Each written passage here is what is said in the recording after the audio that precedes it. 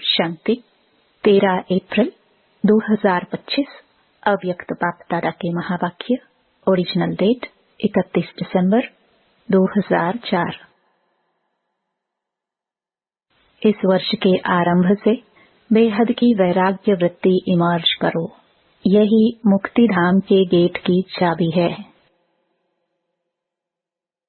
आज नवयुग रचता बाप दादा अपने बच्चों से नववर्ष मनाने के लिए, परमात्म मिलन मनाने के लिए बच्चों के स्नेह में अपने दूर देश से साकार वतन में मिलन मनाने आए हैं। दुनिया में तो नववर्ष की मुबारक एक दो को देते हैं, लेकिन बाप दादा आप बच्चों को नव युग और नए वर्ष की दोनों की मुबारक दे रहे हैं। नया वर्ष तो एक दिन मनाने का है, नव युग तो आप संगम पर सदा मनाते रहते। आप सभी भी परमात्म प्यार की आकर्षण में खींचते हुए यहाँ पहुँच गए हो। लेकिन सबसे दूर देश से आने वाला कौन? डबल विदेशी। वह तो फिर भी इस साकार देश में ही है, लेकिन बाप दादा दूर देशी कितना दूर से आए हैं, हिसाब निकाल सकते हैं कितने माइल से आए हैं? तो दूर देशी बाप दादा चारों ओर के बच्चों को, चाहे सामने डायमंड हॉल में बैठे हैं, चाहे मधुबन में बैठे हैं, चाहे ज्ञान सरोवर में बैठे हैं, गैलरी में बैठे हैं, आप सबके साथ जो दूर बैठे देश विदेश में बाप दादा से मिलन मना रहे हैं। बाप दादा देख रहे हैं, सभी कितने प्यार से दूर से देख भी रहे हैं, सुन भी रहे हैं। तो चारों ओर के बच्चों को नवयुग और नए वर्ष की पदम गुणा मुबारक हो, मुबारक हो, मुबारक हो। बच्चों को तो नवयुग नयनों के सामने है ना। बस आज संगम पर है, कल अपने नवयुग के राज्य अधिकारी बन राज्य करेंगे। इतना नजदीक अनुभव हो रहा है। आज और कल की ही तो बात है। कल था, कल फिर से होना है। अपने नवयुग की, गोल्डन युग की गोल्डन ड्रेस सामने दिखाई दे रही है।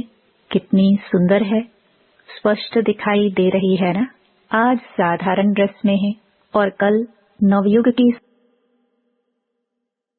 सुंदर ड्रेस में चमकते हुए दिखाई देंगे। नव वर्ष में तो एक दिन के लिए एक दो को गिफ्ट देते हैं, लेकिन नवयुग रचता बाप दादा ने आप सबको गोल्डन वर्ल्ड की सौगात दी है, जो अनेक जन्म चलने वाली है। विनाशी सौगात नहीं है, अविनाशी सौगात बाप ने आप बच्चों को दे दी है। याद है ना? भूल तो नहीं गए हो ना? सेकंड में आ जा सकते हो। अभी अभी संगम पर, अभी अभी अपनी गोल्डन दुनिया में पहुंच जाते हो कि देरी लगती है? अपना राज्य स्मृति में आ जाता है ना। आज के दिन को विदाई का दिन कहा जाता है और 12 बजे के बाद बधाई का दिन कहा जाएगा। तो विदाई के दिन, वर्ष की विदाई के साथ साथ आप सबने वर्ष के साथ और किसको विदाई दी? चेक किया? सदा के लिए विदाई दी व थोड़े समय के लिए विदाई दी? बाप दादा ने पहले भी कहा है कि समय की रफ्तार तीव्र गति से जा रही है। तो सारे वर्ष की रिजल्ट में चेक किया कि क्या मेरे पुरुषार्थ की रफ्तार तीव्र रही या कब कैसे रही? दुनिया की हालतों को देखते हुए अब अपने विशेष दो स्वरूप को इमर्ज करो। वह दो स्वरूप हैं, एक सर्व प्रति रहम दिल और कल्याणकारी, और दूसरा हर आत्मा के प्रति सदा दाता के बच्चे, मास्टर दाता। विश्व की आत्माएं बिल्कुल शक्तिहीन, दुखी, अशांत चिल्ला रही हैं। बाप के आगे, आप पूज्य आत्माओं के आगे पुकार रही है, कुछ घड़ियों के लिए भी सुख दे दो, शांति दे दो, खुशी दे दो, हिम्मत दे दो। बाप तो बच्चों के दुख, परेशानी को देख नहीं सकते, सुन नहीं सकते। क्या आप सभी पूज्य आत्माओं को रहम नहीं आता? मांग रहे हैं दो दो दो, तो दाता के बच्चे कुछ आंचली तो दे दो। बाप भी आप बच्चों को साथी बना के, मास्टर दाता बना के, अपने राइट हैंड बना के यही इशारा देते हैं, इतनी विश्व की आत्माएं सभी को मुक्ति दिलानी है, मुक्ति धाम में जाना है। तो हे दाता के बच्चे, अपने श्रेष्ठ संकल्प द्वारा, मनसा शक्ति द्वारा, चाहे वाणी द्वारा, चाहे संबंध संपर्क द्वारा, चाहे शुभ भावना, शुभ कामना द्वारा, चाहे वाइब्रेशन वायुमंडल द्वारा, किसी भी युक्ति से मुक्ति दिलाओ। चिल्ला रहे हैं मुक्ति दो। बाप दादा अपने राइट हैंड्स को कहते हैं रहम करो। अभी तक हिसाब निकालो, चाहे मेगा प्रोग्राम किया है, चाहे कॉन्फ्रेंस की है, चाहे भारत में या विदेश में सेंटर्स भी खोले हैं, लेकिन टोटल विश्व के आत्माओं की संख्या के हिसाब से कितनी % में आत्माओं को मुक्ति का रास्ता बताया है? सिर्फ भारत कल्याणकारी हो या विदेश में जो भी 5 खंड हैं, तो जहाँ जहाँ सेवा केंद्र खोले हैं वहाँ के कल्याणकारी हो व विश्व कल्याणकारी हो। विश्व का कल्याण करने के लिए हर एक बच्चे को बाप का हैंड, राइट हैंड बनना है। किसको भी कुछ दिया जाता है तो किससे दिया जाता है? हाथों से दिया जाता है ना। तो बाप दादा के आप हैंड्स हो ना, हाथ हो ना, तो बाप दादा राइट हैंड से पूछते हैं कितनी % का कल्याण किया है, कितनी % का किया है? सुनाओ, हिसाब निकालो। पांडव हिसाब करने में होशियार है ना, इसलिए बाप दादा कहते हैं अब स्व पुरुषार्थ और सेवा के भिन्न भिन्न विधियों द्वारा पुरुषार्थ तीव्र करो। स्व की स्थिति में भी 4 बातें विशेष चेक करो, इसको कहेंगे तीव्र पुरुषार्थ। एक बात पहले यह चेक करो कि निमित्त भाव है, कोई भी रॉयल रूप का मैंपन तो नहीं है, मेरापन तो नहीं है। साधारण लोगों का मैं और मेरा भी साधारण है, मोटा है, लेकिन ब्राह्मण जीवन का मेरा और मैंपन सूक्ष्म और रॉयल है। उसकी भाषा मालूम है क्या है? यह तो होता ही है, यह तो चलता ही है, यह तो होना ही है। चल रहे हैं, देख रहे हैं, तो एक निमित्त भाव हर बात में निमित्त है।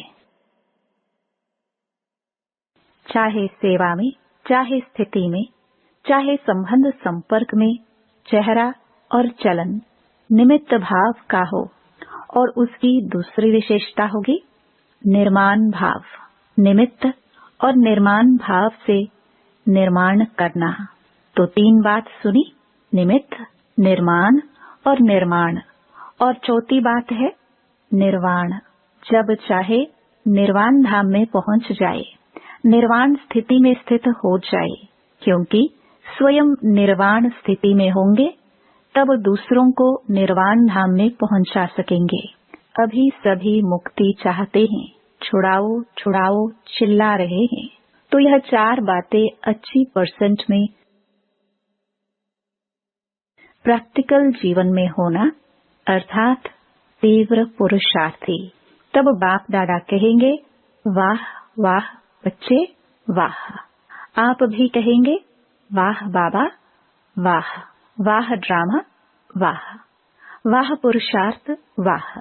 लेकिन पता है अभी क्या करते हो? पता है कभी वाह कहते हो, कभी वाई। क्यों कहते हो? वाह के बजाय वाई, और वाई हो जाता है हाय। तो वाई नहीं वाह। आपको भी क्या अच्छा लगता है? वाह अच्छा लगता है या वाई? क्या अच्छा लगता है? वाह। कभी वाई नहीं करते हो? गलती से आ जाता है। डबल फॉरेनर्स वाई वाई कहते हैं, कभी कभी कह देते हो? जो डबल फॉरेनर्स कभी भी वाई नहीं कहते, वह हाथ उठाओ। बहुत थोड़े हैं। अच्छा, भारतवासी जो वाह वाह के बजाय क्यों क्या कहते हैं, वह हाथ उठाओ। क्यों क्या कहते हो? किसने छुट्टी दी है आपको? संस्कारों ने, पुराने संस्कारों ने आपको वाई की छुट्टी दे दी है। और बाप कहते हैं वाह वाह कहो, वाई वाई नहीं। तो अभी नए वर्ष में क्या करेंगे? वाह वाह करेंगे या कभी कभी वाई कहने की छुट्टी दे दे? वाई अच्छा नहीं है। जैसे वाई पेट में गैस हो जाती है ना, तो खराब हो जाता है ना। तो वाई वाई यह नहीं करो। वाह वाह कितना अच्छा लगता है। हाँ बोलो, वाह वाह वाह। अच्छा, तो दूर देश में सुन रहे हैं, देख रहे हैं, भारत में भी विदेश में भी, उन बच्चों से भी पूछते हैं वाह वाह करते हो या वाई वाई करते हो? अभी विदाई का दिन है ना, आज वर्ष के विदाई का लास्ट डे है। तो सभी संकल्प करो, वाई नहीं कहेंगे, सोचेंगे भी नहीं, क्वेश्चन मार्क नहीं, आश्चर्य की मात्रा नहीं, बिंदी। क्वेश्चन मार्क लिखो कितना टेढ़ा है और बिंदी कितनी सहज है। बस नैनों में बाप बिंदु को समा दो। जैसे नैनों में देखने की बिंदी समाई हुई है ना, ऐसे ही सदा नैनों में बिंदु बाप को समालो। समाने आता है या फिट नहीं होती है, नीचे ऊपर हो जाती है, तो क्या करेंगे? विदाई किसको देंगे? वाई को। कभी भी आश्चर्य की निशानी भी नहीं आवे। यह कैसे? यह भी होता है क्या? होना तो नहीं चाहिए। क्यों होता है? क्वेश्चन मार्क नहीं, आश्चर्य की मात्रा भी नहीं। बस बाप और मैं। कई बच्चे कहते हैं यह तो चलता ही है ना। बाप दादा को बहुत रमणीक बातें रूह रिहान में कहते हैं, सामने तो कह नहीं सकते हैं ना, तो रूह रिहान में सब कुछ कह देते हैं। अच्छा, कुछ भी चलता है, लेकिन आपको चलना नहीं है, आपको उड़ना है। तो चलने की बातें क्यों देखते हो? उड़ो और उड़ाओ। शुभ भावना, शुभ कामना ऐसी शक्तिशाली है जो बीच में सिर्फ वाई नहीं आवे, सिवाय शुभ भावना शुभ कामना के, तो इतनी पावरफुल है जो किसी अशुभ भावना वाले को भी शुभ भावना में बदल सकते हो। सेकंड नंबर, अगर बदल नहीं सकते हो तो भी आपकी शुभ भावना शुभ कामना अविनाशी है, कभी कभी वाली नहीं। अविनाशी है तो आपके ऊपर अशुभ भावना का प्रभाव नहीं पड़ सकता है। क्वेश्चन में चले जाते हो, यह क्यों हो रहा है? यह कब तक चलेगा? कैसे चलेगा? इससे शुभ भावना की शक्ति कम हो जाती है। नहीं तो शुभ भावना शुभ कामना इस संकल्प शक्ति में बहुत शक्ति है। देखो, आप सभी आए बाप दादा के पास। पहला दिन याद करो, बाप दादा ने क्या किया। चाहे पतित आए, चाहे पापी आए, चाहे साधारण आए, भिन्न भिन्न वृत्ति वाले, भिन्न भिन्न भावना वाले आए, बाप दादा ने क्या किया? शुभ भावना रखी ना, मेरे हो, मास्टर सर्वशक्तिवान हो, दिल तख्त नशीन हो, यह शुभ भावना रखी ना, शुभ कामना रखी ना, उससे ही तो बाप के बन गए ना। बाप ने कहा क्या कि हे पापी क्यों आए हो? शुभ भावना रखी। मेरे बच्चे, मास्टर सर्वशक्तिवान बच्चे। जब बाप ने आप सबके ऊपर शुभ भावना रखी, शुभ कामना रखी, तो आपके दिल ने क्या कहा? मेरा बाबा। बाबा ने क्या कहा? मेरे बच्चे। ऐसे ही अगर शुभ भावना शुभ कामना रखेंगे तो क्या दिखाई देगा? मेरा कल्प पहले वाला मीठा भाई, मेरी सिखिलधी बहन परिवर्तन हो जाएगा। तो इस वर्ष में कुछ करके दिखाना, सिर्फ हाथ नहीं उठाना। हाथ उठाना बहुत सहज है मन का हाथ उठाना, क्योंकि बहुत काम रहा हुआ है। बाप दादा तो नजर करते हैं, विश्व की आत्माओं के ऊपर तो बहुत तरस पड़ता है। अब प्रकृति भी तंग हो गई है, प्रकृति खुद तंग हो गई है, तो क्या करे, आत्माओं को तंग कर रही है। और बाप बच्चों को देख के तरस में आ जाते हैं। आप सबको तरस नहीं आता, सिर्फ खबर सुनकर चुप हो जाते हो। बस इतनी आत्माएं चली गई, वो आत्माएं संदेश से तो वंचित रह गई। अभी तो दाता बनो, रहम दिल बनो। यह तब होगा, रहम तब आएगा, जब इस वर्ष के आरंभ से अपने में बेहद की वैराग्य वृत्ति इमर्ज करो। बेहद की वैराग्य वृत्ति, यह देह की देहभान की स्मृति, यह भी बेहद के वैराग्य की कमी है। छोटी छोटी हद की बातें स्थिति को डगमग करती हैं, कारण बेहद की वैराग्य वृत्ति कम है, लगाव है। वैराग्य नहीं है, लगाव है। जब बिल्कुल बेहद के वैरागी बन जाएंगे, वृत्ति में भी वैरागी, दृष्टि में भी बेहद के वैरागी, संबंध संपर्क में, सेवा में, सब में बेहद के वैरागी, तभी मुक्ति धाम का दरवाजा खुलेगा। अभी तो जो आत्माएं शरीर छोड़कर जा रही हैं, फिर जन्म लेंगे, फिर दुखी होंगी। अब मुक्ति धाम का गेट खोलने के निमित्त तो आप हो ना, ब्रह्मा बाप के साथी हो ना, तो बेहद की वैराग्य वृत्ति है गेट खोलने की चाबी। अभी चाबी नहीं लगी है, चाबी तैयार ही नहीं की है। ब्रह्मा बाप भी इंतजार कर रहा है, एडवांस पार्टी भी इंतजार कर रही है, प्रकृति भी इंतजार कर रही है। तंग हो गई है बहुत, माया भी अपने दिन गिनती कर रही है। अभी बोलो, हे मास्टर सर्वशक्तिमान, बोलो क्या करना है। इस वर्ष में कोई नवीनता तो करेंगे ना। नए वर्ष कहते हैं तो नवीनता तो करेंगे ना। अभी बेहद के वैराग्य की, मुक्ति धाम जाने की चाबी तैयार करो। आप सभी को भी तो पहले मुक्ति धाम में जाना है ना। ब्रह्मा बाप से वायदा किया है, साथ चलेंगे, साथ आएंगे, साथ में राज्य करेंगे, साथ में भक्ति करेंगे। तो अभी तैयारी करो। इस वर्ष में करेंगे कि दूसरा वर्ष चाहिए? जो समझते हैं इस वर्ष में अटेंशन प्लीज। बार बार करेंगे, वह हाथ उठाओ। करेंगे, फिर तो एडवांस पार्टी आपको बहुत मुबारक देगी। वह भी थक गए हैं। अच्छा, टीचर्स क्या कहती हैं? पहली लाइन क्या कहती हैं? पहले तो पहली लाइन के पांडव और पहली लाइन की शक्तियां जो करेंगे वह हाथ उठाओ। आधा हाथ नहीं, आधा उठाएंगे तो कहेंगे आधा करेंगे। लंबा हाथ उठाओ। अच्छा, मुबारक हो, मुबारक हो। अच्छा, डबल विदेशी हाथ उठाओ। एक दो में देखो किसने नहीं उठाया है। अच्छा, यह सिंधी ग्रुप भी हाथ उठा रहा है। कमाल है, आप भी करेंगे? सिंधी ग्रुप करेंगे? तब तो डबल मुबारक हो। बहुत अच्छा।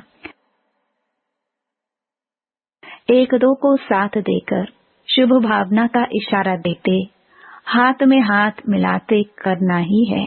अच्छा, सभा में कोई ने आवाज की, सब बैठ जाओ, नथिंग न्यू। अभी अभी एक सेकंड में बिंदु बन, बिंदु बाप को याद करो और जो भी कोई बातें हो उसको बिंदु लगाओ।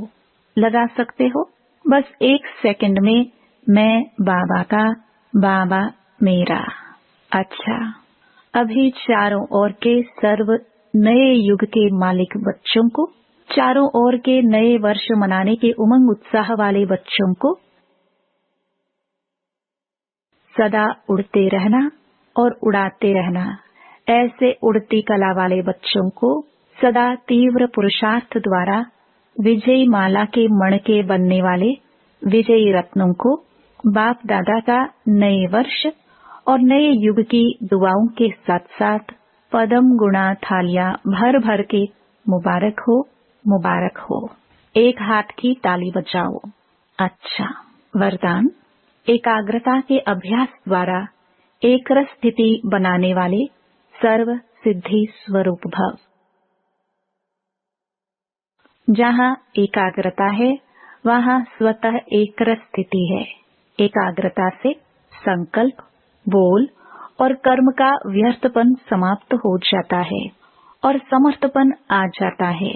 एकाग्रता अर्थात एक ही श्रेष्ठ संकल्प में स्थित रहना, जिस एक बीज रूपी संकल्प में सारा वृक्ष रूपी विस्तार समाया हुआ है। एकाग्रता को बढ़ाओ तो सर्व प्रकार की हलचल समाप्त हो जाएगी। सब संकल्प, बोल और कर्म सहज सिद्ध हो जाएंगे। इसके लिए एकांतवासी बनो। स्लोगन, एक बार की हुई गलती को बार बार सोचना अर्थात दाग पर दाग लगाना, इसलिए बीती को बिंदी लगाओ। अव्यक्त इशारे, कंबाइंड रूप की स्मृति से सदा विजयी बनो। जैसे इस समय आत्मा और शरीर कंबाइंड है, ऐसे बाप और आप कंबाइंड रहो। सिर्फ यह याद रखो कि मेरा बाबा। अपने मस्तक पर सदा साथ का तिलक लगाओ। जो सुहाग होता है, साथ होता है, वह कभी भूलता नहीं। तो साथी को सदा साथ रखो। अगर साथ रहेंगे तो साथ चलेंगे। साथ रहना है, साथ चलना है। हर सेकंड, हर संकल्प में साथ है ही। ओम शांति।